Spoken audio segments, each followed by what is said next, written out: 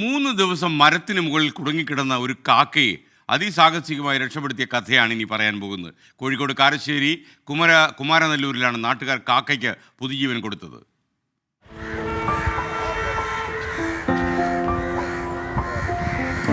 അൻപതടിയോളം ഉയരമുള്ള ചീനിമരത്തിൽ ഒരു കാക്ക കുടുങ്ങിക്കിടക്കുന്നത് നാട്ടുകാരിൽ ചിലരാണ് ആദ്യം കണ്ടത്.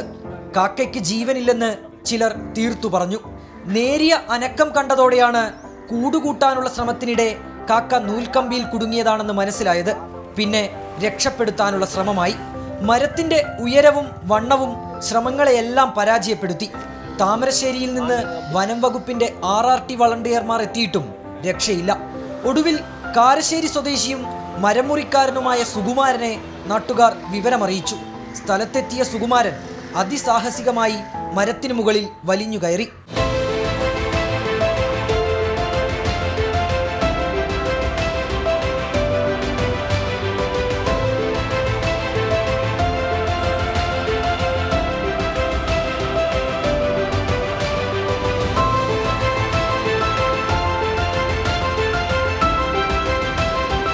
താഴെ വീഴുന്ന കാക്കയ്ക്ക് പരിക്കു പറ്റാതിരിക്കാൻ ബെഡ്ഷീറ്റ് വിരിച്ച് നാട്ടുകാരും തയ്യാറായിരുന്നു.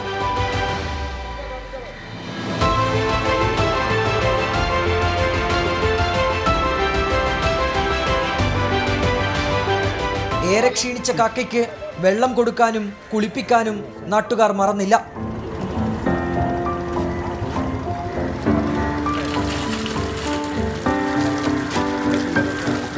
മൂന്ന് ദിവസം കുടുങ്ങിക്കിടന്ന കാക്കയെ രക്ഷപ്പെടുത്തിയ സന്തോഷമായിരുന്നു എല്ലാവരുടെയും മുഖത്ത്. എനിക്ക് അതിനെ രക്ഷിക്കാൻ കഴിഞ്ഞതാണ് എൻ്റെ ഏറ്റവും വലിയ സന്തോഷം. അതന്നെയാണ് നിങ്ങൾ വിളിച്ചപ്പം പെട്ടെന്ന് ഞാൻ വന്ന അതുകൊണ്ടാണ്. അവർ ജീവൻ രക്ഷിക്കാനാണല്ലോ. കാക്കായാലും എന്തായാലും ഒരു ജീവൻ രക്ഷിച്ച് അതിന് സന്തോഷം മാത്രം.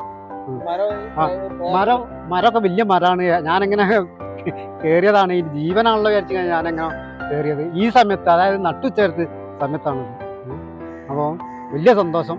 കോഴിക്കോട് നിന്ന് ആസാദ് മുക്കത്തിനൊപ്പം അഭിജിത്ത് മുഴക്കുന്ന്, 24. ഇതൊക്കെയാണ് സൽപ്രവൃത്തി എന്ന് പറയുന്നത്. സ്വന്തം ജീവൻ കയ്യിലെടുത്തുകൊണ്ട് ഒരാൾ ഇത്രയും വലിയൊരു മരത്തിൻ്റെ മുകളിലേക്ക് കയറി ഒരു കാക്കയെ രക്ഷപ്പെടുത്തി. ചെറിയ കാര്യമല്ല. സന്തോഷം.